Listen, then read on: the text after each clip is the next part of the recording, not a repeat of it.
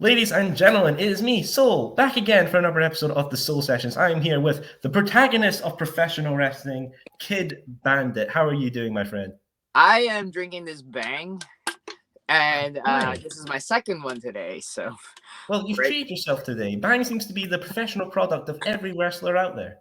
Uh no, it's kind of like it's kind of one of those things where you either like Bang, you like Rain, or you like Monster or Red Bull. Oh, And I'm finding out that certain wrestlers have like kayfabe beefs about this. So I'm a Bang wrestler.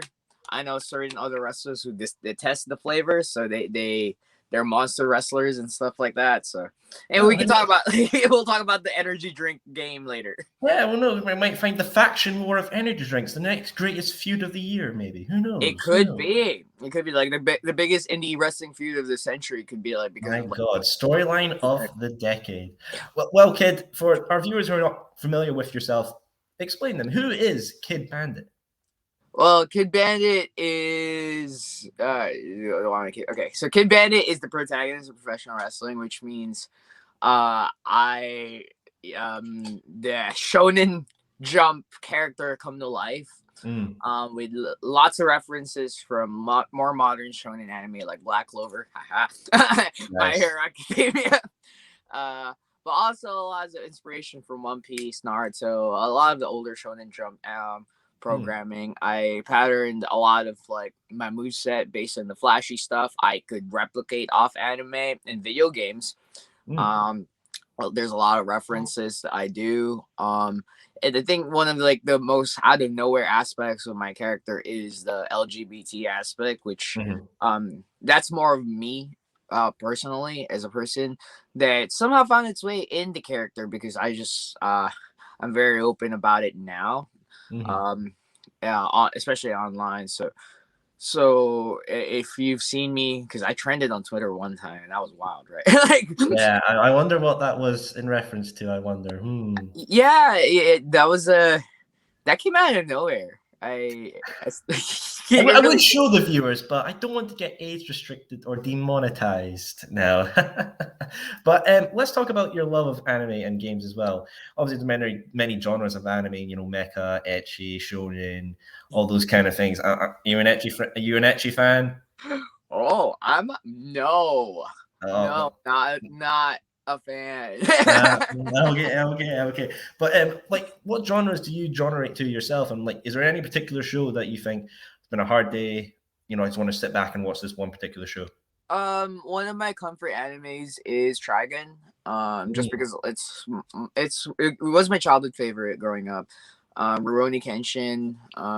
These like just shows that I already know the ending, so like mhm, it's background noise as I deal with whatever errands I have. Because like unfortunately, as much as I'd love to like sit down and just watch anime and just enjoy the rest of my day, because of the nature of my job, the publicity of trying to market. There's mhm, so much going on that I, unfortunately, the only time I ever really get to watch anime is when I have its background noise.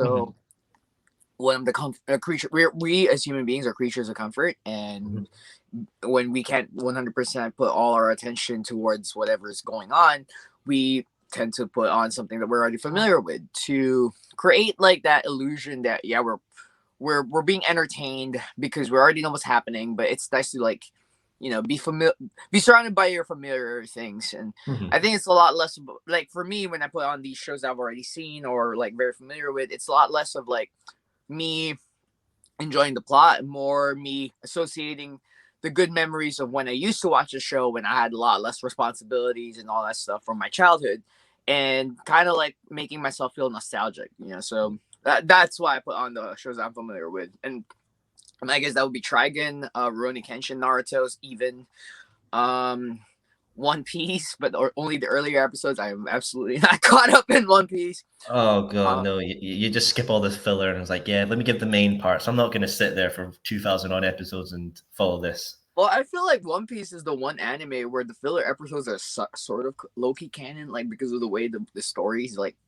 works out. So Yeah, that's my opinion about One yeah. Piece. It's not Naruto filler, which is just Oh yeah, nothing's canon in Naruto filler, isn't it? Like, no God, it's all just high school slice of life rubbish, and it's just like it really is. I want to go back to I, the Ninja Wars. I don't want to watch this lovey-dovey stuff of a love triangle that's going nowhere. Come on, give me the good stuff. yeah, it's not even canon. Whatever. Oh, And Naruto's in the past. It's in the past. We're all about Boruto now, so that's our sort of thing. I don't even want to get into Boruto and like how. Let's avoid that flame war. Let's avoid that. Let's avoid that. Let's avoid that one for sure. You said you've taken aspects from anime and gaming into your wrestling career as well, your moveset and personality. How would you feel that transition going through? Was it because you relate to it a lot that it was easier to do that process, or was there a bit of like, oh, I like this and I want to bring this over, but I've had to change it a bit? The whole gimmick I portray has always been very similar to the creator wrestler. I used to make in the video games. I used to be part of eFeds. Haha. So I would have a creator wrestler I would role play as, and I've always imagined how they would move in the ring, and what makes it easy for me to kind of navigate, like, the wrestling in-ring aspect of the industry is I just take the stuff that I imagine my creator wrestler would do, and I just do them. And if I can't do them, I do a variation of them or something like that. And it's so simple for me to just go ahead and say, my moveset is as simple as I just do spin kicks and flips, which is ultimately that a very bad oversimplification of what KiddBandit does in the ring. But at the same time, there's also that level of like, we as professional wrestlers are entertainers. We're storytellers that use our body as our tool. So absolutely, in the indies we can be vocal about it, but we can't rely on dialogue, on voice, because the larger your platform is, the less you can rely on your mouth unless you're cutting a promo, which is a totally different thing. But in the match, you can't just say, "Ow, I'm in so much pain," and you can have like one-lining dialogue with like, as if like you're Tony Stark versus Thanos. No. Like, that's what made like the Shawn Michaels Ric Flair part where I'm sorry, I love you, but you can't hear Shawn say that. You see their mouth move. So that's the storytelling aspect that we have to rely on, is using our bodies, not necessarily our voices. So a lot of the things I take from anime are just the way shonen protagonists, when they get knocked down, they're getting beat up, but they're like, their heads are down, but they slowly come rising up. So ultimately, every story I tell is all about, like, it's very shonen. I'm short and in stature, therefore it's easy for me to tell the story of like a spunky do-gooder is trying to overcome adversity because they're not as gifted or as powerful as their opponent. And 9 times out of 10, I wrestle someone bigger than me or more powerful than me. So it makes it easy for me to just kind of rely on the good old shonen trope of like shonen protagonist gets knocked down, but through the power of like friendship, they get back up on their feet. And the power of friendship I use is the power of the fans. So I think I have a really good cheat code of like how to navigate the industry because of the character I portray. And that's like the big influence I take is not only like the wrestling moves, because like, hey, I could do those spin kicks, but ultimately I have noticed that the fans gravitate towards like the stories, and the stories are what's important in wrestling. Yeah, definitely. And we all know the power of friendship is the most powerful weapon in all of anime. Nothing beats it. I actually would disagree. I think it's the plot armor. The plot armor. Good call. Plot armor up Plot there, armor. high tier. Let's move on to your wrestling career. Obviously, we published an article about your time at the Nightmare Factory, as you said that it helped began your career. Would you be able to elaborate your time at the Nightmare Factory? Yeah, absolutely. So I could go on for a long time, but I full disclaimer, I did come into this interview late because I did not know what was wrong with my phone, and I sincerely apologize to Ben.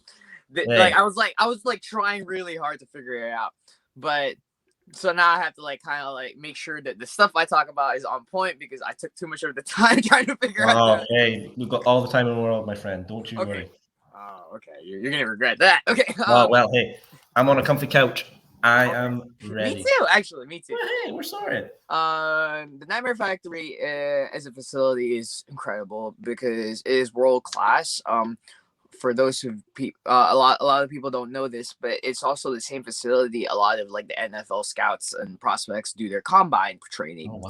to prepare for the NFL. So we share that facility with them. We have a world class Olympic weight training facility. We have a nice field for us to like just do cardios and run.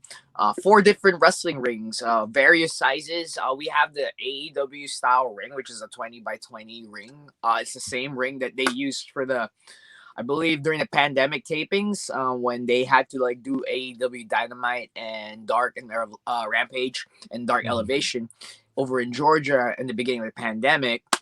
They used the facility, the school facility, for that. So having that luxury of being in a TV ring, and this this is gonna sound weird because I know a lot of other wrestlers. They say, "Oh, I don't. It doesn't matter what kind of ring. Oh man, I'm gonna put on the show." Okay, that might work for you, but for me, who is very reliant on how the ropes are, how to because of my size, I have to like approach things differently. I'm Mhm. not used to wrestling in a 20 by 20 ring because I am an indie wrestler, which 9 times out of 10, the rings that we do work with are like 16 by 16, 18 by 18, etc. So having that luxury of having what a TV style presentation would be right there and then it has helped me tremendously on how to like work in the indies and even on TV because I was on AEW Dark a couple of times. Mhm. The training is very hands on. But it's also not like a universal stamp on everybody, and that like someone like me who has a very unique and innovative almost style that I'm trying to do my own thing essentially. Mhm. I I was approached with a different mindset by my trainers QT and Cody as someone Mhm. like say Brandon Gore who has a shoot wrestling background. His character is very reliant on his shoot wrestling experiences, his grappling. Therefore, the way they approached him was extremely different from the way they approached me. It was very meticulous. It was worth the money because it wasn't like, oh, we're gonna teach you how to bump and you're gonna bump like everybody else. It was like, we're gonna teach you how to bump and how to sell in accordance to the character and the style that you're trying to portray. So with me, I won't necessarily sell the same way as like my tag team partner Ish, who is 6'5", 270 pounds, pure muscle. So like it was a meticulous one-on-one process, and there, even though there were many of us, it was a lot of like developing your character, developing your body. Because I did bring up the weight, the Royal Class Olympic weight facility. I don't go to the gym to lift as much as I want to admit that. Before the factory, at least, I went to the gym to use the treadmill and to use machines, which I found out wasn't really the best way to cultivate wrestling strength. It was a lot of powerlifting, a lot of snatches and deadlifts and all that stuff, which I wouldn't have known otherwise. So they taught us how to make yourselves more ring ready, as opposed to like how to be only aesthetically pleasing, as it were. Because I did find out there too that just because you have big muscles doesn't mean you're strong. Mhm. You know, vice versa. Just because like you're strong doesn't mean you'll have big muscles. So I found that out there. I found out how to eat properly because we did have a nutritionist who was very hands on. We had like private meal plans that we all like. Ultimately, it's on you. It's on you Mhm. as an individual to follow through with the meal plan that was presented to you. But if you want to look like you're ready for TV, you stick to that meal plan and you'll be solid. Because I was the best shape I've ever been in was probably a week after the Nightmare Factory, a couple of weeks after that. And then I found out McDonald's is like close by my apartment. So haven't been Temptation. consistent. Yeah, I haven't been as consistent with it, but I am trying. But yeah, I was in phenomenal shape after the factory. I was I was coming out of it like all time high. Though I got like major publicity when that picture with Cody Rhodes came up on the internet and everybody memed the Mhm. hell out of me. But yeah, that I think in short, then my time in the Nightmare Factory, and I think a lot of like my peers can reflect this too, is that not only does it prepare you like mentally, physically, and like character wise for wrestling, as well as like the actual wrestling aspect, you will also enjoy a considerable amount of like attention, press coverage, etc., because it is associated with Cody Rhodes, it is associated with QT Marshall. They don't advertise it as much, but it is kind of associated with AEW, and it does definitely benefit you to you even like, it doesn't matter how many years of experience you have, because ultimately if you want to be a good wrestler, you'll always look at yourself as a student of the game. And you coming into the school will only, because I came in with kind of some training, but I haven't debuted yet. But it opened my eyes to a totally new world of like wrestling, and I'm eternally grateful for not only helping me expand my craft, but also like giving me a lot of press coverage, you know. So there's that. Yeah, I mean, it honestly sounds like this place is the dream workshop to become a professional wrestler in its way, because it's got everything. Was there any advice that you got from any of the trainers, QT, Cody, or anyone, that you really took to heart and feel like, yeah, this is my main piece of advice I'm going to replay in the back of my head whenever I have a struggle or a hurdle to go over? Yeah, and it's not the advice a lot of people think. I've heard it from QT, I heard it from Cody, and it's a variation of the same thing. And I heard it from Serpanico, from Luther, from various like veterans in the business, but I heard it here first. And the advice was, you will get further in the business by being a good person than by being a great, phenomenal wrestler. And I kind of understood what they meant originally when I heard it, but because I was an infant in the business where I have never worked an indie show, I've never been outside in the indies, I didn't know what it meant until I experienced like toxicity in the indies and backstage and the locker rooms, until I realized that it is a cutthroat industry. It is a very dog eat dog industry. And you have that choice of like, it's so much easier to like just step on everybody else to climb the mountain, as it were. But if you go that route, you will burn every bridge on the way to the top. And if you think that your path to the top of the mountain is just going to be a straight shot, you're absolutely wrong. There will be turns and twists. You might have to take a step back. And if you have to take a step back, but you burnt the bridge right behind you, then you're kind of screwed, you know? No. So I am fortunate that I was trained by good people. I'm fortunate that they instilled with me that value, because now that's advice, not just in wrestling, but in life. You will probably go further in your life being a good person than you will being, manipulative and all that stuff. And hey, don't get me wrong, I'm flawed. I'm a very flawed individual. I'm greedy. I will be the first to admit I like money. I love money. Oh my God, I love money. I've never been as financially stable as I have been since I started wrestling.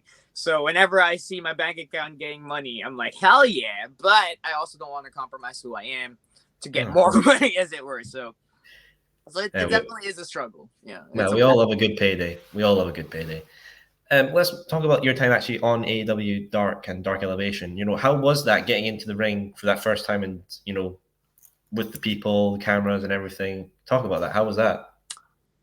I was scared, very scared. I am brave enough to admit I was scared. Especially because I was wrestling my childhood hero and my coach, actually. So it's like, okay. And I was wrestling Fuego, who is white hot. Like everybody assumes that like the hype died down. It hasn't died down. There's still so many people who mark out to Fuego. And I was coming in here, and I was wrestling with my tag team partner Dean Alexander, who, main events all the Nightmare Factory showcases, so it's like, lots of attention here. So we did the match. I cried after. I cried after, and I saw Brian Danielson in the locker room. Like, I better stop crying before people like start saying something and all that stuff. It was very emotional. I did have a lot of fun. coming into Mhm. there. I had a lot of nervousness. It kind of was a full circle because my one of my original trainers, Heather Monroe, was in the crowd, and actually I sat next to Heather during the taping because they needed bodies to fill the crowd until like the crowd actually shows up, and I was sitting next to her, and then they pulled me aside and be like, "You're up next." I'm like, "What? I'm not in gear. I got okay, fine, let's do it." So there was a lot of panic. First time around I did good. Second time around I wasn't as proud of my performance as I was.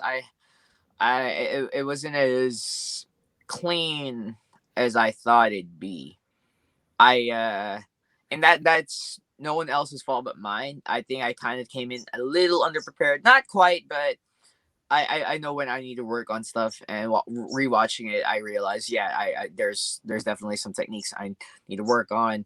But my second appearance was when I trended online, so maybe. Progress. Yeah, so maybe they like me being kind of goofy, and I wish I could just be dishonest and say, "Oh, I meant to wrestle kind of clumsy," but the artist in me who takes the craft very seriously and thinks the ring is sacred is like, no, I did bad. But I did trend afterwards, so hey, if I can make money off that, Exactly. Maybe it was the hair. People love the hair because I mean, the hell, that's a my God, that's a hair and a half. My God, I mean, that how does you maintain that? How do you maintain that? So this today I woke up like this. I actually had my hair tied in a bun this whole time, and then as the interview started coming on, I was supposed to do my hair, but since I couldn't figure out how to work the phone, like I just like, okay, I'll probably look like ass right now. Hey, that's a style in itself. You know, Ah, bed rest, bed rest. We'll call that a good style. it is kind of bedhead right now. Yeah. Yeah, it's creative, creative. You mentioned about Brian Danielson in the locker room as well. I mean, being sort of new and everything at the start and seeing these legends at the time, it must have been like a real shock to your system seeing these kind of guys. Speaking of shock the system, yeah, Adam Cole was there too. Oh wow! Yeah, no, I think it was Adam Cole and Danielson's AEW Dark debuts. Oh wow! So I get to go to my grave saying I debuted in AEW Dark with Danielson and Adam Cole. Haha.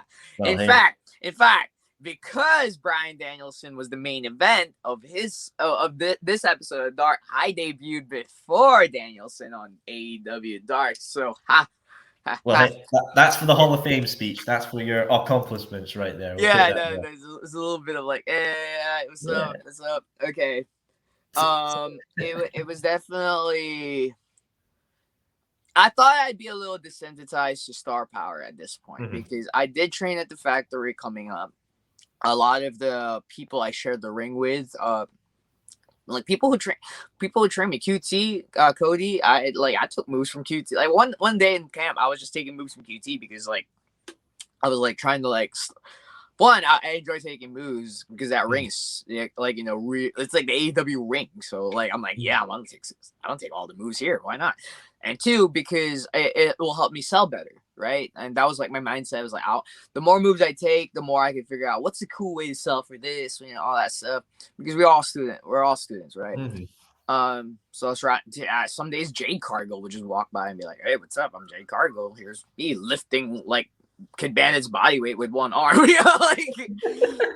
the goddess that she is, Let's see, Alan Angels and 10, like, and Preston Vance, they were like coaches, like they were just there. Sometimes they're not even there to coach. Sometimes they're just there to like watch and like work out, and then and then they see your progress, and you think, wow, like I'm just lifting weights with Alan Angels, so cool, like it hit me too at that point. I'm like, yeah, you're like, this is pretty incredible, but it also diminishes the star power because like now you get that behind the scenes look, so you're like, oh, I'm one of them. Ah, And then you get to Dark and you meet all the other AEW wrestlers that don't really use the factory as their facilities, as their home base, and you're like, whoa, this is cool, this is wow. really cool. The very first person I saw when I got to Universal was Kenny Omega. Oh wow. Like we get there, Kenny Omega's just there with Nakazawa, just drinking coffee. I'm like, hey. And this was when he was world champion. So I'm like, hey, what's up? I'm KiddBandit. Oh, hi, nice to meet you. I'm Kenny. I know who you are. I didn't say that, but I was like, oh, I know who you are. Yeah, I watch you a lot. He's like, big fan. Just not letting go of his hand and just continually shaking it, like, yeah. Right. And it's so weird because I'm not supposed to come up there and just be a fan. I'm there to work. I'm there, But I've only when I came on AEW Dark, that was like my 3rd month of wrestling. So it was like there's a gradual phase. I like to think where you go from wrestling fan exclusively to I'm a pro wrestler. Like the other workers are just my coworkers. I was like right about here. In that phase of like, I'm still a fan. I have all these like wrestling merch. Hold on, I can prove it right now. Watch, this is on my floor right now. Like, wow, this usually sits right here. Which because I'm a big wrestling fan. That's why I became a wrestler. And 3 months into my wrestling journey, I was in the best wrestling company in the world, about to wrestle the vice president of the company and one of the hottest talents in the business. And I'm surrounded by Danielson. Kenny Omega was just there walking around. Adam Cole was there. Tony Khan was walking around with like Dustin Rhodes and Arn Anderson. And I'm just like, yeah, I'm in the semi-main event of this episode. I don't know how, but here I am. You've made it. You've made it, my friend. You've made it. I like to think so. I thought that I made it then. But, and this is going to sound weird, but it didn't hit me the gravitas of what being a wrestler is ultimately until I blew up on the internet, where I cultivated like a very, very vocal fan base that looks up to me. They see me as an inspiration, which I on a good day I could fathom it. But most days it's hard for me to like embrace that because I'm like their hero and I hate myself a lot of the time. So it's imposter syndrome to the max. I don't think I'm worthy of all the affection and all the attention. But I think it also benefits me because a lot of it is me trying to continuously earn goodwill left and right. And I think they figured that out too. I think because like fans are smart. Like we joke about like how they're all dumb. Like no, they're smart too. Like they pick up on things, and I think they picked up that like I have no idea what I'm doing, and I'm figuring it out. And they're very supportive of me trying to figure it out because it's almost as if like watching someone from obscurity get plucked and then put into like a different like pool. And this is going to sound arrogant, but it's also the reality I live in now, is that I have surpassed some of the people who trained me originally, and that to me is baffling because now I can't go to them for advice, and I'm actually in a position where I should be giving them advice because I, for whatever reason, went from here to there in 9 months. I had my ninth month anniversary this Sunday. Oh wow! There, and I wrestled Yuya from New Japan, a young lion, and we went full on half an hour. And God, it must have just been scary, and like this quick sharp rise, you must have got like a whiplash effect off it. I mean, that's why my hair's like this. Explains it in itself. Someone else who is with AEW is CM Punk, and you've dressed up as CM Punk in a way. I did. I absolutely did. Yeah, let's talk about that. What was the inspiration going in behind that cosplay, shall we say? I like CM Punk. We all do. Hey, okay, here. I'm not gonna be one of those wrestlers that's like, oh yeah, there's totally a different reason why I did it. I did it for clout and attention. Because CM Punk is a hot commodity always in wrestling.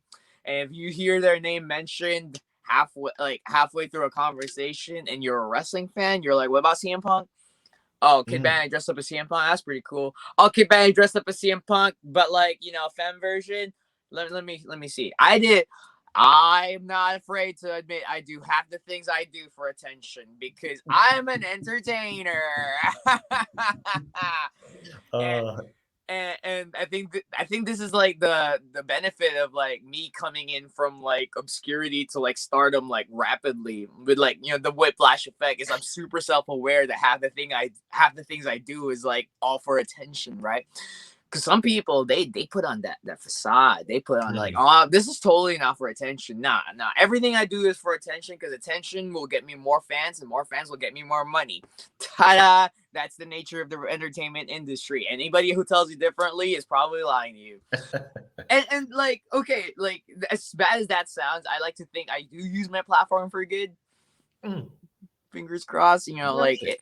I'm still figuring it out. I'm absolutely figuring it out. But to go back to your question, why did I dress up as CM Punk? For attention. And because Well, I like CM Punk, I'm really glad that they're back. They look super happy when they debuted, and I was just like, it was one of those heartwarming moments where I'm like, oh my gosh, like it's like a comeback story of the decade, at least in wrestling, and like it's not because like not a lot of people realize this, but when you fall out of love for something because of just like it getting ruined and spoiled for you, mhm. it's almost really refreshing to see someone else rediscover their affinity for something. And that's what I saw with the CM Punk coming back storyline. It's just like, wow, like I remember a time where I really enjoyed something. It got ruined for me, maybe because Mhm. of things that are out of my control. Seeing him come back with like the biggest grin on their face, it was like, wow, like I I wish I could feel that way about certain things that got spoiled for me. And that's relatable. And Mhm. I think that's the best. Those are the best things in wrestling are like the things that are relatable. Cause like I did get like boxed into like the whole mindset that it's the athletic wrestling moves are relatable. Like no, those are like supplements. Mhm. It's the character, it's the wrestlers themselves that fans gravitate to. Because why did we all gravitate to The Rock? Because Exactly. they're very charismatic. I've never seen The Rock do a 450. I'm sure they're athletic enough to do a 450, but well, at the end of the day, you know, there's a reason why when Jeff Hardy jumps off something, we're all in awe, and it's not because of Mhm. the crazy grasp. Like it's not because Jeff decided to jump off a 20-foot ceiling. We've seen that before. We've Mhm. seen in the indies, the indie wrestling. So many people jump off like balconies. So many people jump off some like stuff. I used to do. I still do. If a promoter tells me, "Hey, you want to jump off that?" I'm like, "Yeah, sure, why not?" Like, let's get that on Twitter. I like for attention, but Mm. but there's a reason why when Jeff does it, it hits different. It's because the way to present their characters, they're a daredevil, they're death defying. This is their adrenaline, and their soul. so so when they do something, you look at that and you smile because that's just the way Jeff carries himself. Mhm. And I think that gets lost in translation in the indies where a lot of other wrestlers they think jumping off something is all it takes, and sometimes it is. If Mhm. your character is a death defying, like charismatic, like person who presented themselves as like, oh, I'm that, because like I would jump off something too. I do it too. I think a lot of us in the indies will do it for the footage and for the attention. Mhm. But ultimately, if a lot of us are doing it, how do we do it in a way that we stand out from everyone else doing it? And it could be because like fans are just connected to you. Maybe you presented yourself and your character in a way that you jumping off something like that is a very big deal. like Ninja Mac. Like I remember Ninja Mac wrestled Mike Bailey, and he fell off like like this like scaffold, and I'm thinking, Mhm. yeah, that makes sense for Ninja Mac to be up there because he's a ninja. It makes sense for Mike Bailey to be up there because we've seen Mike Bailey do it multiple times. So there was a story as how they got there. There was motivation for both characters to be up on the rafters fighting, like in a death-defying moment, and they made it in the moment. It wasn't just like a throwaway dive that Mhm.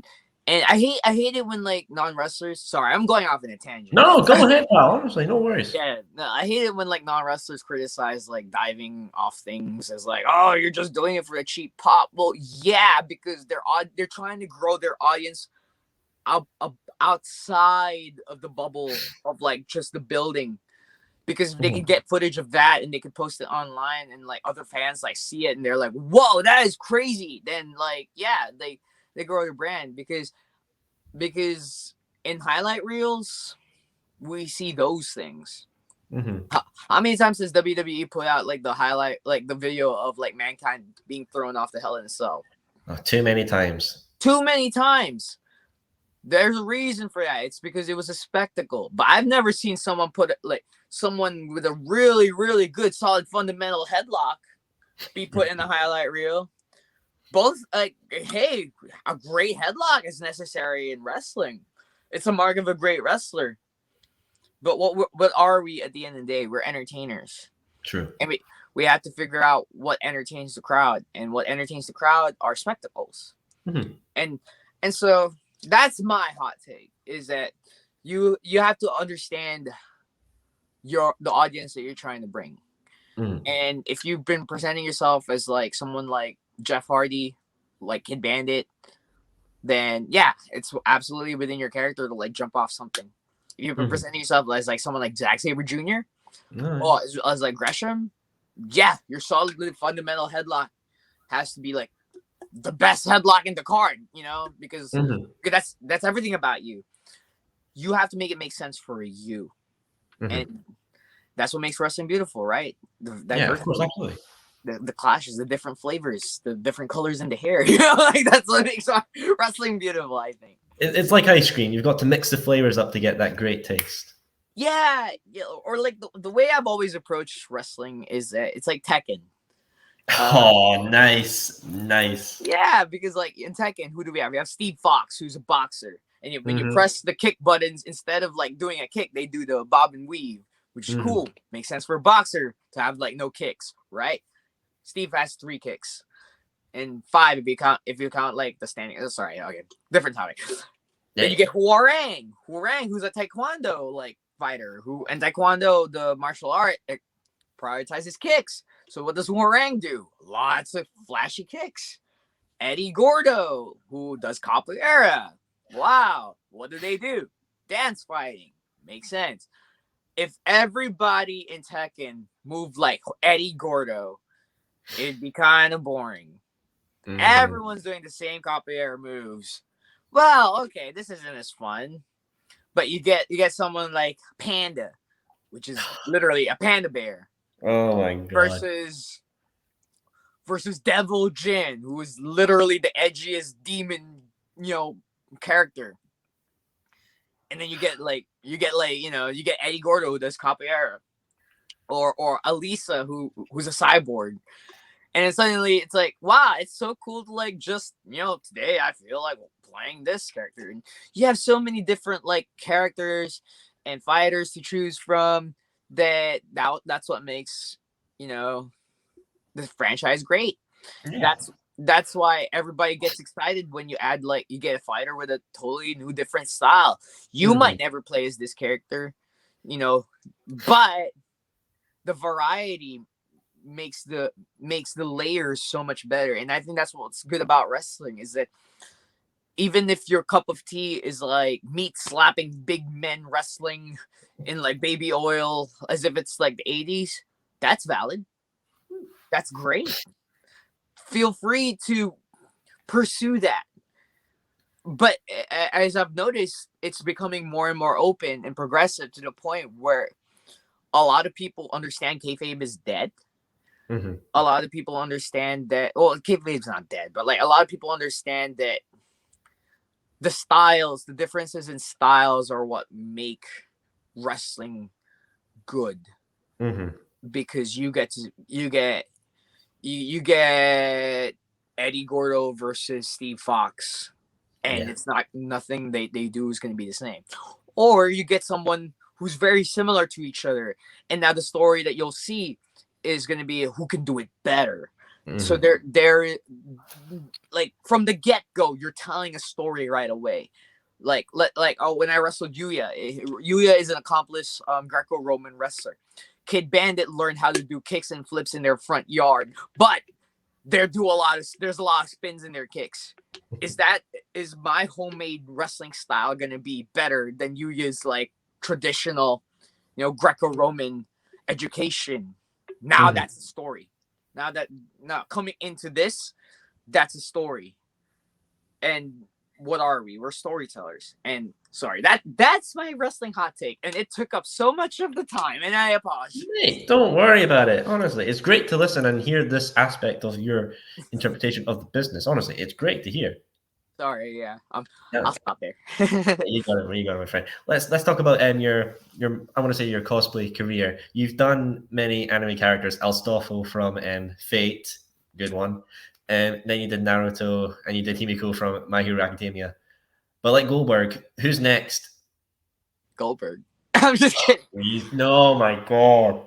What if I do Goldberg? How am I? Okay, no, okay. Let me think. I think I have a couple. I do want to, when I start the HRT treatment, I do want to revisit some of the older ones, just because I will definitely be a lot more confident with my body. Hey, sorry to break it to everybody, but there's a lot of photo editing involved when I post those pictures. Haha. The lies. Oh I no. know, right? It's almost as if it's like wrestling. And sorry to break it up for everybody, but a lot of my fellow cosplayers do a lot of photo editing, because it is. I mean, don't take it as if like we're lying to you. Think of it as like we're putting in extra work to make sure we're as aesthetically pleasing as possible for your entertainment and your enjoyment. That being said, it does eat away at me that I have to rely on a lot of like photo editing and a lot of like filters, because I do want to look as beautiful as possible when I present as feminine. And so when I redo these cosplays, hopefully after like months of HRT treatment, I will be way more confident to the point where minimal photo editing will be required. So there's that. And and I like to think I've been open to everybody about it, but you would be actually, this is like an exclusive right here. KiddBandit edits their cosplay photos. That's it. We'll run with it. Biggest story of the year. Yeah, no, but yeah, I do have plans to revisit some of them. I do have plans to make money out of them. Is this a certain site that I think a lot of people?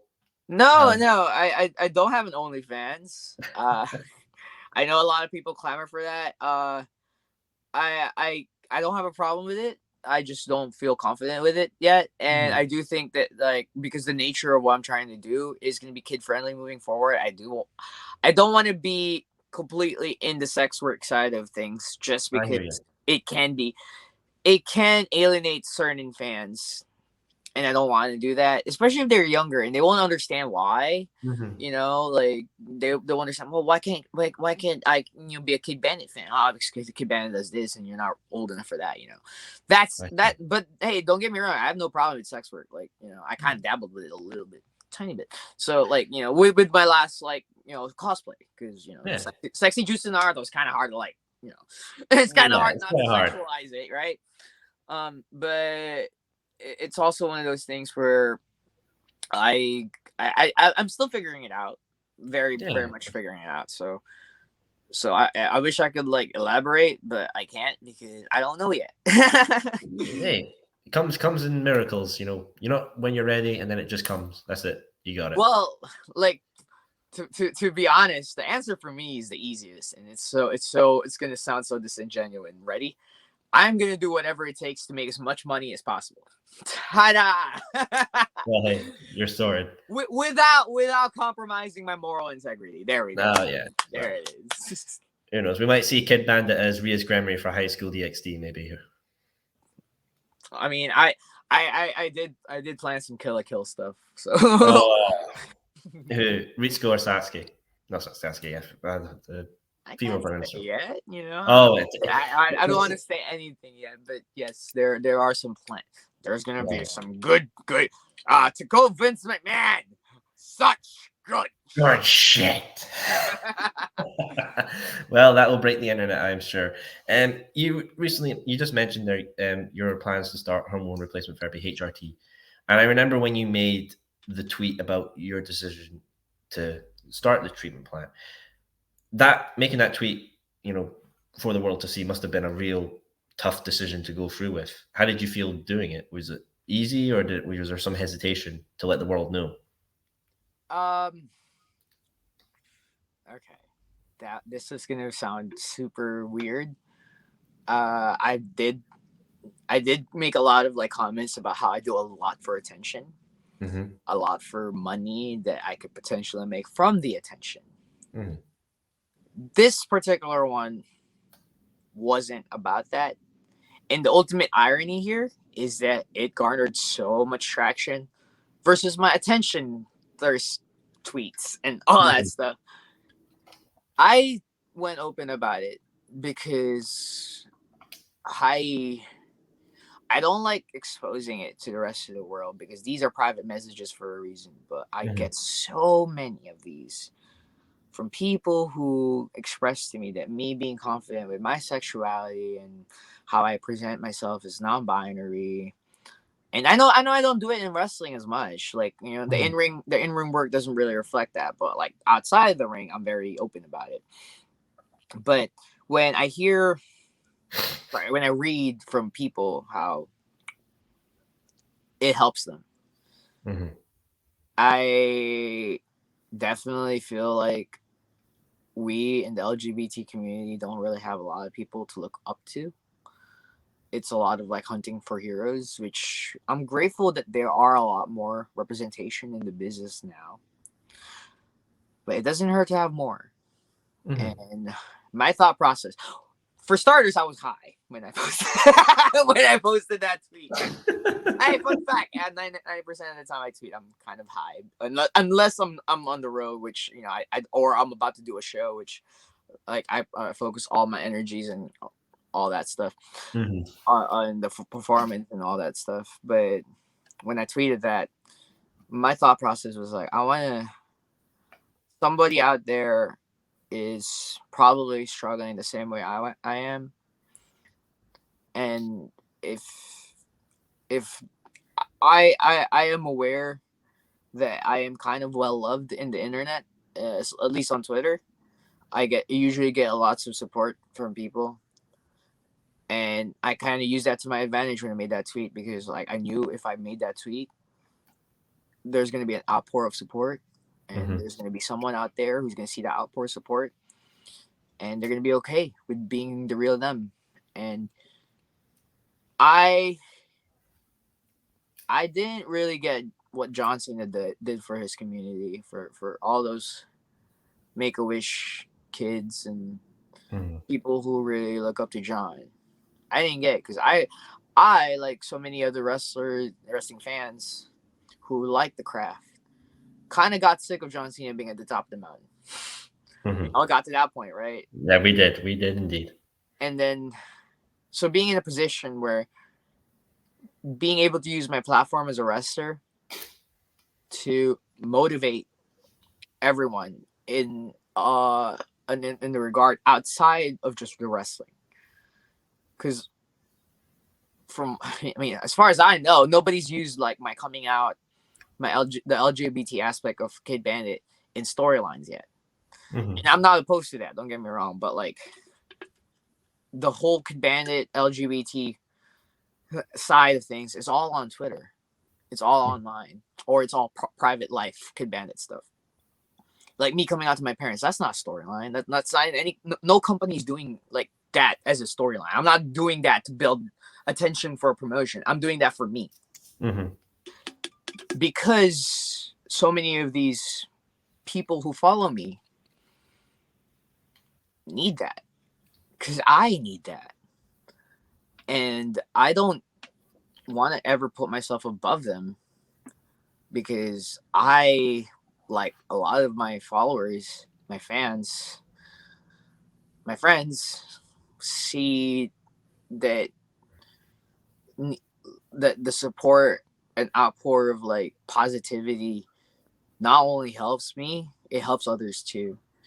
And don't get me wrong, like when I came out to my parents, that was very impulsive, very very impulsive. I saw a couple of people tweeting about it, like, I want to come out to my parents, but I'm scared. And literally, I saw that tweet. I'm like, you know what, frick it, like screw it, it's time. So I just said, okay, I'll do it if you do it. And they're like, okay, I'll do it. And I'm like, okay, I'll do it too. So I posted about it and garnered traction. And it wasn't because I was trying to get attention that time. That was just because I was high and very impulsive. But also, I'm not gonna be naive and not take advantage of traction when it's there. Especially if I can turn that traction into something good. And this is gonna sound so like I keep using the word disingenuous, because I'm capitalizing on like the attention, but that's the thing, is like, why wouldn't I? The more people I reach with what I hope will always remain a positive like message, the better, especially given the social climate right now. Like, we could use a little bit better, all of us, right? And I try. I'm not perfect, but I'll try. So that's and then now I get why John Cena was like that. Now I get it. Not to the same extent, because obviously John Cena is like exponentially bigger, much more of a bigger name than I am. But garnering the following like I have now, I do want to make sure I don't stray from the path of righteousness, as it were. Yeah, well, that was a long-winded answer, No, it was good though, because I feel like I'm straight, so obviously I don't know the whole like how people from the LGBT people feel not having heroes to look up to. But I feel like what you're doing is great, because there could be a young, child who's struggling with who they are, and they look up to you and see it as a hero. You're doing great things for them, my friend. Thank you.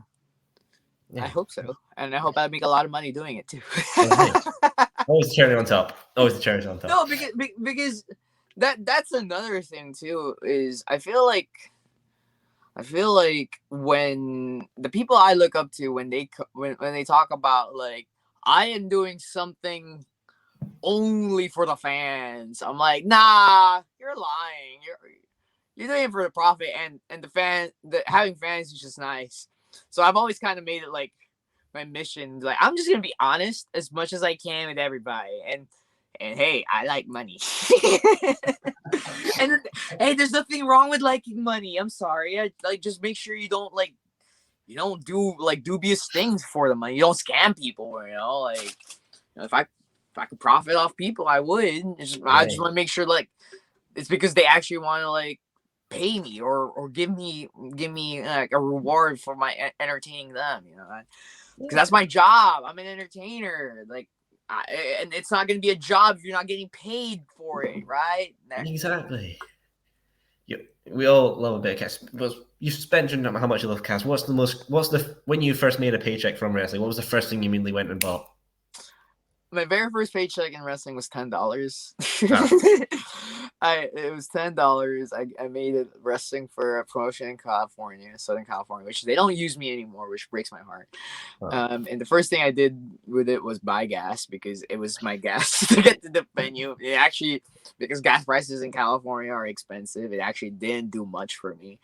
But that was where the money went. And part of me wishes I framed that, because like it's my first money off wrestling, but it's not. It went to gas. And ironically enough, it went to gas to get myself home. So well, perfect way to spend the money. Now, obviously, for yourself, Kid, what and the rest of the year, who is it that you would want to face the most? If you were given a bucket list of, hey, these guys or girls, whoever you want to face, you've got the rest of the year, who would you want to face? No particular order. Maki Ito, because Oh, because yeah, I don't need to say anything about that. That's it. No, KiddBandit versus Makito and our army of simps. That would be yeah, a that's hell of a. literally. I mean, they're all, obviously I want to wrestle everybody as much as possible. Mhm. But to name everybody off the top of my head, it's gonna take too much. Um, I've been on a personal mission to prove I can go wrestling wise.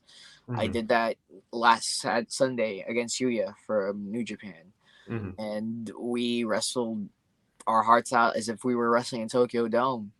And Mhm. I like to think that when that match airs, I'm never really, I have imposter syndrome. I'm never really proud of my work, but that one I can look back and think, yeah, no, I held my own.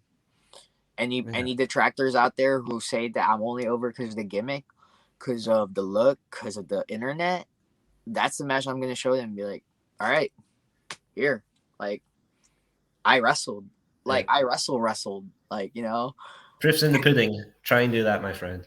yeah, Yeah. yeah, and it breaks my heart when people think that I'm just in it for oh, like they're just a character wrestler or they're just doing flips. And like, no, I take the craft seriously, super serious, because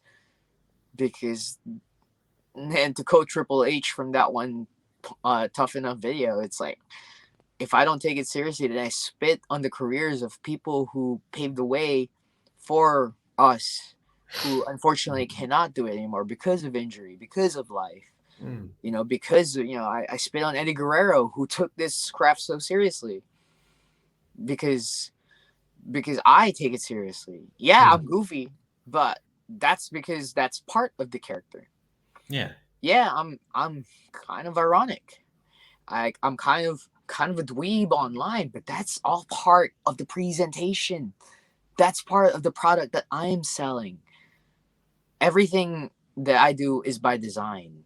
Mhm. Yes, sometimes there are some stuff that I don't mean to happen that they kind of just do. Then Mhm. and I absolutely take advantage and capitalize on like whatever buzz is happening.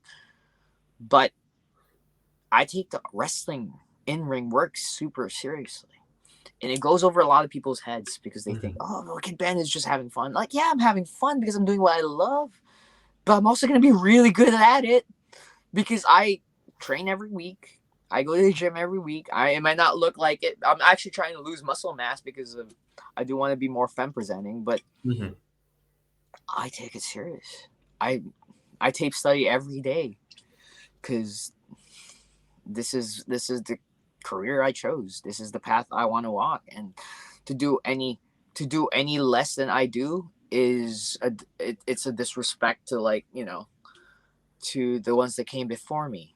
That Yeah. being said, if you are a wrestler listening to this or watching this, and you do see it as a hobby, it's something that you just want to do every two Saturdays of a month, and like you don't really want to train because you have a life and you have a job and you have responsibilities. That's okay because Mhm. that is your wrestling path. As long as when you get in the ring and you take it serious, like there and then it's all good. As long as you're taking care of each other, the people that are trusting you with their bodies, that's absolutely fine because your wrestling journey is valid. Mhm. Like that, like it does, like the quantity of your commitment to wrestling doesn't diminish your love for it. But I will say, for a lot of my detractors think that I think this is a game. It's not. If it was a game for me, then I wouldn't be trying so hard to make money off it, right? Oh, hey, that's it, Kid. Well, Kid, it's been a pleasure having you on. You're Yeah, I'm great so at this. sorry. I kind of hijack everything because I feel Hey, like hey, you can take it over. I'll sit in the back, lean up, have a beer, chill, and you can go for it. I play this. Well, just to leave our viewers off, any upcoming matches, if they've seen what they like of you here, that they can see more of you. Big Gay Brunch is coming up. It's gonna be on Fight TV. It's gonna be FE's Big Gay Brunch, presented by GCW over in Dallas. I don't know what I'm wrestling in that show yet. Like every time Effie like tweets it about, it's like, hey, catch Dark Sheik, Paro, Ida Surreal, Max the Impaler, Effie, Alley Catch, Pimpinella, and they're all gonna be there. Oh, and KiddBandit's gonna be there. You know, but like, it literally just says plus KiddBandit. I'm like, I don't know what I'm doing yet. But Gonna I'll be an be announcer, ready. commentary, merch girl, Whatever they need me to, as long as I get money. That's it. That's the aim of the game, my friend. And then Well, I had that match with Yuya over at Pandemonium Pro Wrestling, which happened this Sunday. Don't know when that footage is gonna be up. Don't know, but when it does go up, I really urge everyone to watch it. Not just because, you know, for me, but because Yuya is gonna be a future IWGP World Champion one day, and you gotta get in that hype train while he's in the infancy of his career. Cause like you want to be a real hipster, right? You want to be a real indie wrestling like fan. Then you gotta get in while the train is like, you know, starting. Not when it's full steam and everybody's like talking about it. You want to get in like at the beginning. That way, like the tickets are cheap, you know. And exactly. No bandwagon. Exactly. You are the leader of the bandwagon if you get on the hype train early, right? So get on the Yuya hype train now. Also watch it because I'm in that one. Hey, you've heard it here from KiddBandit, guys. You know, get on the train now. Don't bandwagon. Yeah. Okay. Unless you're gonna pay a lot of money, then as long as the money goes to me, right? That's it. Well, that's it. Well, hey, thanks for tuning in with us, KiddBandit. It's been a pleasure having you here, my friend. As I said every time at the end of the Soul Sessions, have a good day, be kind to one another, and stay safe. Peace. Make a lot of money.